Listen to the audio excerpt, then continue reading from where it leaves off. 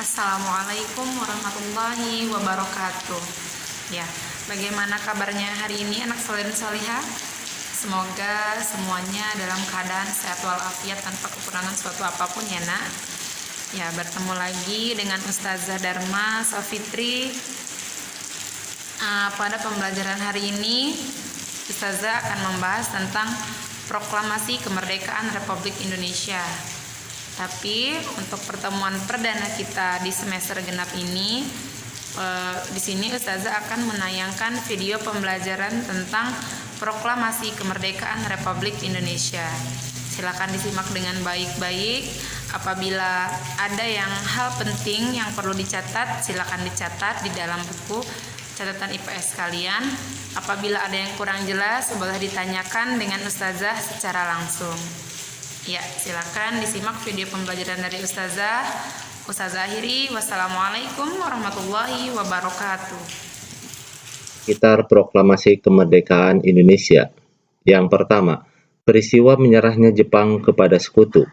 Amerika Serikat melakukan pengeboman terhadap kota Hiroshima pada 6 Agustus 1945 dan Nagasaki 9 Agustus 1945. 14 Agustus 1945, Jepang menyerah tanpa syarat kepada sekutu. Indonesia berada dalam keadaan vacuum of power atau kekosongan kekuasaan. Bung Karno dan Bung Hatta yang sedang berada di Dalat, Vietnam untuk memenuhi panggilan Jenderal Terauchi selaku Panglima Tentara Jepang di seluruh kawasan Asia Tenggara. Yang kedua, perbedaan perspektif antara golongan tua dan golongan muda sekitar proklamasi. Berita kekalahan Jepang terhadap sekutu diketahui oleh kalangan pemuda bangsa Indonesia di Bandung melalui berita siaran radio BBC, British Broadcasting Corporation, di London. Para pemuda menemui Bung Karno di Jalan Pegangsaan nomor 56 dan mendesak supaya proklamasi segera dilaksanakan. Para pemuda karena belum berhasil membujuk Bung Karno pada tanggal 15 Agustus 1945 pukul 20.00 kembali mengadakan rapat di Lembaga Bakteriologi di Jalan Pegangsaan Timur, sekarang Fakultas Kesehatan Masyarakat UI, dengan dipimpin oleh Khairul Saleh. Wikana dan Darwis menemui Bung Karno menyampaikan bahwa rapat telah menentukan kemerdekaan harus segera diproklamasikan. Yang ketiga, peristiwa Rengas Dengklok. Latar belakang peristiwa Rengas Dengklok karena adanya perbedaan pendapat antara golongan muda dengan golongan tua. Golongan muda menghendaki agar Soekarno-Hatta, yaitu golongan tua, segera memproklamasikan kemerdekaan Indonesia. Sedangkan golongan tua menunggu-nunggu berita resmi dari pemerintah pendudukan Jepang terlebih dahulu. Peristiwa penculikan yang dilakukan oleh sejumlah pemuda tanggal 16 Agustus 1945 pada pukul 04.30, Soekarno dan Muhammad Hatta dibawa atau lebih tepatnya diamankan ke Rengas Dengklok, Karawang. Ahmad Subarjo datang ke Rengas Dengklok dan berhasil meyakinkan para pemuda bahwa proklamasi akan diucapkan keesokan harinya pada tanggal 17 Agustus 1945 paling lambat pukul 12.00. Hal ini dapat dikabulkan dengan jaminan nyawa sebagai taruhannya. Sudanko Subeno, komandan kompi tentara peta di Rengas Dengklok, akhirnya bersedia melepaskan Soekarno Muhammad Hatta kembali lagi ke Jakarta. Yang keempat, proklamasi kemerdekaan Indonesia. Proses perumusan teks proklamasi diadakan di Rumah Laksamana Maeda. Penyusunan teks proklamasi dilakukan oleh Insinyur Soekarno, Muhammad Hatta, dan Ahmad Subarjo. Kalimat pertama adalah sumbangan pemikiran dari Ahmad Subarjo, yaitu kemauan bangsa Indonesia untuk merdeka dan menentukan nasib sendiri. Kalimat kedua adalah sumbangan pemikiran dari Muhammad Hatta, yaitu tentang pengalihan atau pemindahan kekuasaan. Atas usulan dari Soekarni, yang menandatangani adalah Ketua dan Wakil Ketua PPKI, yaitu Soekarno dan Muhammad Hatta.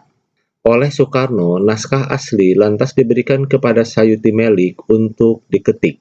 Antara naskah yang ditulis dengan yang diketik terdapat 3 perubahan. 1. Tempo menjadi Tempo. 2. Wakil-wakil bangsa Indonesia menjadi atas nama bangsa Indonesia. 3. Jakarta 170805 menjadi Jakarta hari 17 bulan 8 tahun 05. Ini adalah naskah tulisan teks proklamasi hasil dari tulisan tangan Soekarno. Ini adalah naskah teks proklamasi hasil ketikan dari Sayuti Melik. Yang berikutnya, pelaksanaan proklamasi.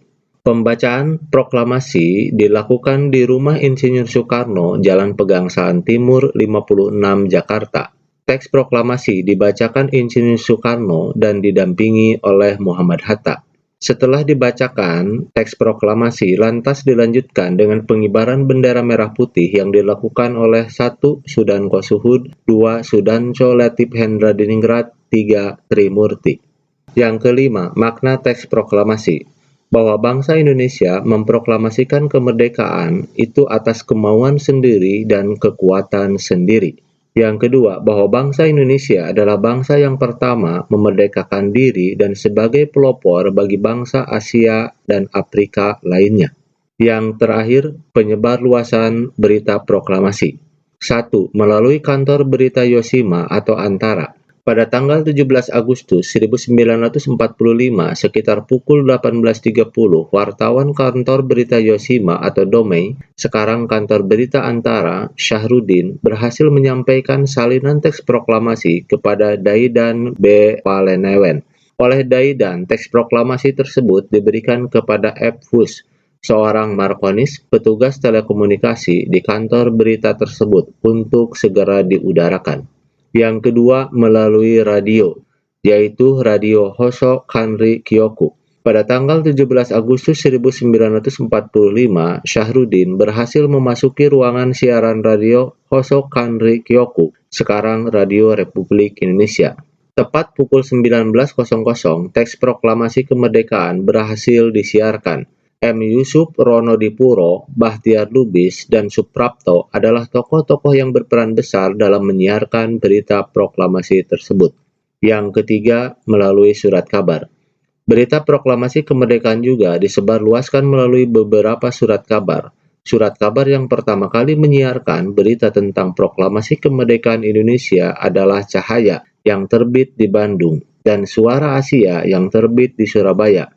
Para pemuda yang berjuang lewat pers antara lain Adam Malik, Sayuti Melik, Sultan Syahrir, BM Diah, Ki Hajar Dewantara, dan lain sebagainya. Yang berikutnya melalui pamflet, poster, dan spanduk. Melalui coretan pada tembok dan gerbong kereta api. Dan yang terakhir, proses penyebarluasan berita proklamasi dilakukan melalui mulut